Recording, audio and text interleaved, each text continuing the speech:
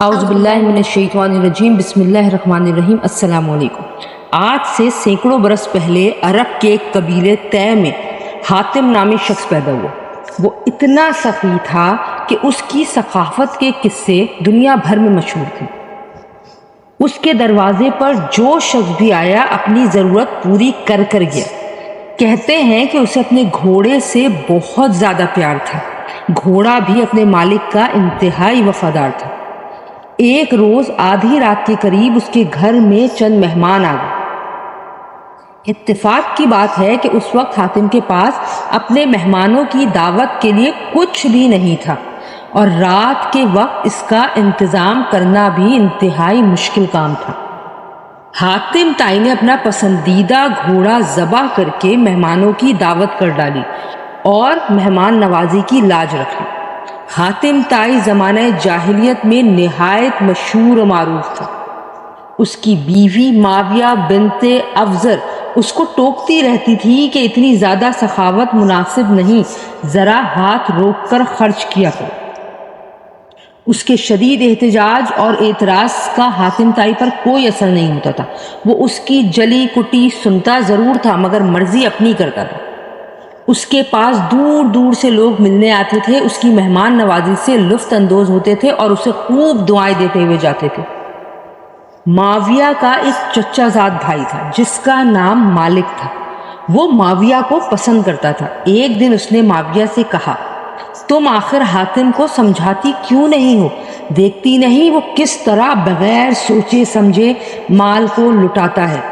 اس کے پاس کتنا ہی قیمتی مال کیوں نہ ہو، جب تک وہ اسے خرچ نہ کر لے اسے چین ہی نہیں آتا۔ اب تو اس کے پاس جائیداد ہے، اگر اسی طرح وہ مال لٹاتا رہا تو ایک دن وہ بھی آئے گا کہ جب وہ بالکل کنگال ہو جائے گا، پھر تمہاری زندگی اجیرن ہو جائے گی۔ اگر اچانک یہ مر جائے تو سوچو تمہارا کیا بنے گا؟ تمہارے بچے بھوکے اور بے یار و مددگار رہ جائیں گے۔ معاویہ نے مالک کی بات کی تصدیق کی اور اسے سراہا۔ تم واقعی میرے خیر خواہ ہو، مگر میں کیا کر سکتی ہوں؟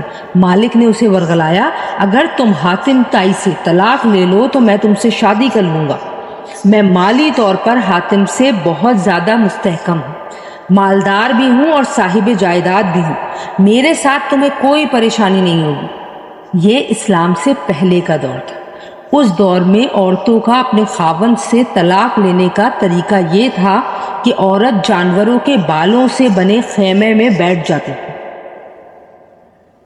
اگر اس کے گھر کا دروازہ مشرق کی طرف ہوتا تو وہ خیمے کا دروازہ مغرب کی طرف کر لیتی، اور اگر مغرب کی طرف ہوتا تو مشرق کی طرف پھیر دیتی تھی۔ یہ گویا ایک طرح سے اعلان ہوتا تھا کہ عورت اپنے خاوند کے ساتھ نہیں رہنا چاہتی۔ معاویہ اپنے چچا زاد کی چکنی چپڑی باتوں میں آ گئی تھی، اور آخر کار اس نے خیمے کا دروازے کا رخ بدل دیا۔ حاتم گھر آیا تو دیکھا کہ دروازے کا رخ بدلا ہوا ہے۔ اسے سمجھ میں آ گیا کہ معاویہ اس کے ساتھ نہیں رہنا چاہتے۔ اس نے اپنے بیٹے عدی کو بلایا اور کہا، بیٹا دیکھو تمہاری ماں نے یہ کیا کیا ہے۔ عدی نے کہا، میں نے بھی دیکھ تو لیا ہے مگر میں کر بھی کیا سکتا ہوں۔ حاتم نے اپنے بیٹے کا ہاتھ پکڑا اور تھوڑی دور ایک وادی میں جا کر سکونت اختیار کر لی۔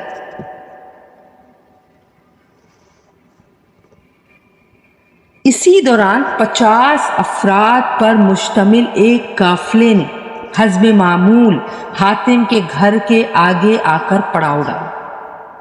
مہمانوں کا قافلہ دیکھ کر معاویہ کے پاؤں تلے سے زمین نکل گئی۔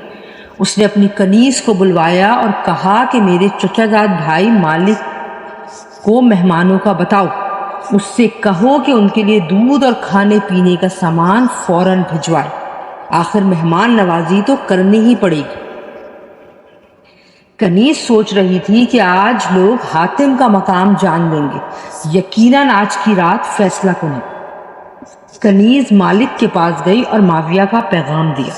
پیغام سنتے ہی مالک نے اپنا سر پیٹنا شروع کر دیا، اپنی داڑھی نوچی اور کہا کہ جاؤ معاویہ کو میرا سلام کہو اور یہ کہو کہ اسی مہمان نوازی اور اسراف کی وجہ سے ہی تو میں نے تمہیں حاتم سے طلاق لینے کا مشورہ دیا تھا۔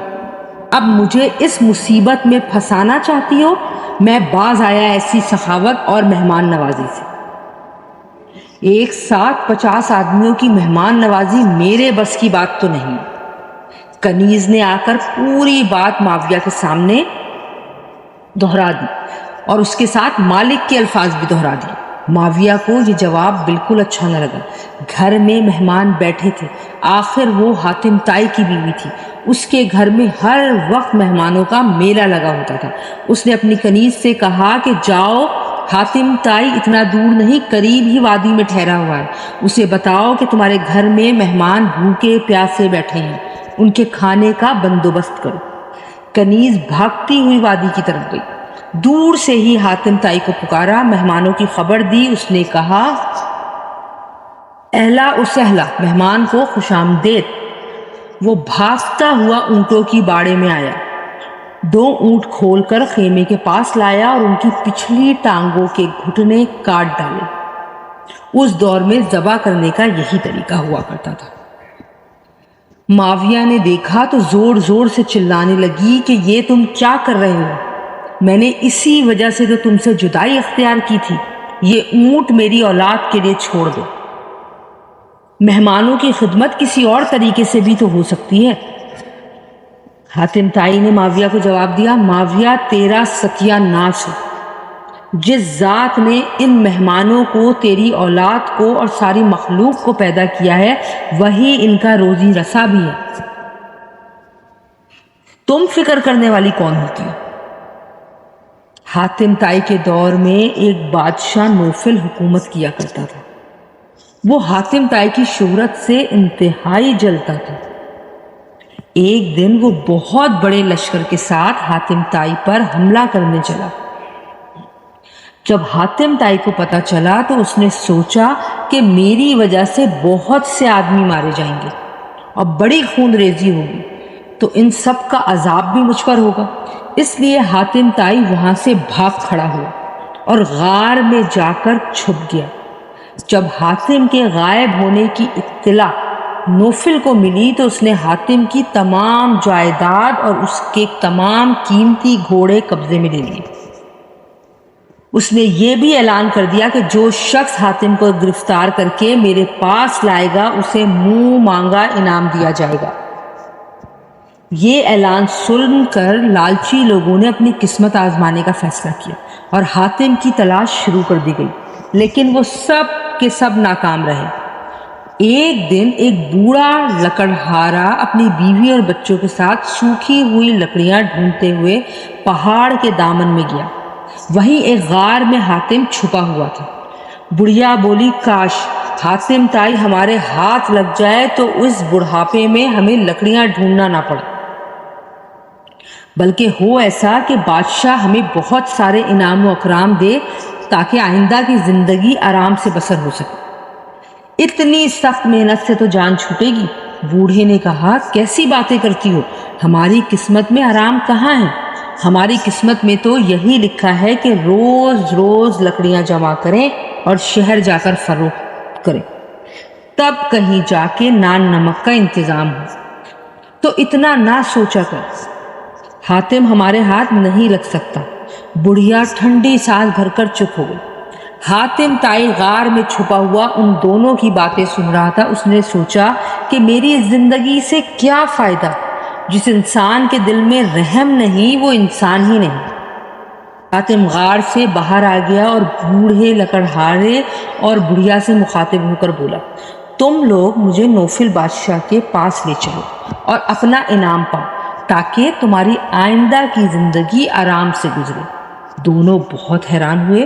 بوڑھے لکڑہارے نے کہا، ہم ایسا نہیں کر سکتے، نہ جانے بادشاہ تمہارے ساتھ کیا سلوک کرے گا۔ اگر اس نے تمہیں جان سے مار دیا تو یہ گناہ تو ہمارے حساب میں لکھا جائے گا نا، ہم ایسا نہیں کر سکتے۔ حاتم نے کہا، تم لوگ ایسا نہیں کر سکتے تو میں بادشاہ کے پاس جاتا ہوں، وہاں جا کر کہوں گا کہ مجھے گرفتار کر لو، اور ان دونوں نے مجھے تلاش کیا اور اب تم وعدے کے مطابق انہیں انعام دو۔ بوڑھا لکڑہارا یہ سن کر ہنسا اور حاتم طائی سے بولا، یہ تو بھلائی کے بدلے برائی ہے۔ ابھی یہ باتیں ہو ہی رہی تھیں کہ بہت سے لوگ جمع ہو گئے۔ ان سب نے انعام کے لالچ میں حاتم کو گھیر لیا اور اسے لے کر نوفل کے دربار میں پہنچ گئے۔ وہاں کہا ہم نے حاتم طائی کو تلاش کر لیا ہے، اس لیے ہمیں انعام دیا جائے۔ ان لوگوں کے ساتھ بوڑھا لکڑہارا اور بڑھیا بھی بادشاہ کے دربار میں پہنچے اور ایک کونے میں خاموش کھڑے ہو گئے۔ حاتم نے بادشاہ سے کہا، اے نوفل بادشاہ، یہ سب جھوٹے ہیں، مجھے تو اس کونے میں کھڑے ہوئے بوڑھے اور بڑھیا نے تلاش کیا ہے۔ نوفل بادشاہ نے بوڑھے لکڑہارے کو اپنے قریب بلایا اور ان سے پوچھا، کیا حاتم سچ بول رہا ہے؟ بوڑھے لکڑہارے نے تمام واقعہ سچ سچ بیان کر دیا اور بادشاہ کو بتایا، حاتم صرف ہماری مدد کی خاطر اپنے آپ کو گرفتار کرانے آیا ہے۔ نوفل بادشاہ حاتم کی جرت اور ہمت پر بہت حیران ہوا اور بولا، اے حاتم، تو واقعی بہت سخی ہے، تیری سخاوت کے چرچے غلط نہیں ہیں، میں تجھ سے واقعی دوستی کرنا چاہتا ہوں کہ تو اپنی جان کی پرواہ کیے بغیر بوڑھے لکڑہارے کی مدد کرنے کے لیے تیار ہو گیا۔ نوفل نے بوڑھے لکڑہارے کو بہت سا انعام دے کر رخصت کیا اور حاتم طائی کو کئی دن تک شاہی مہمان بنا کر رکھا اور پھر عزت کے ساتھ رخصت کر دیا۔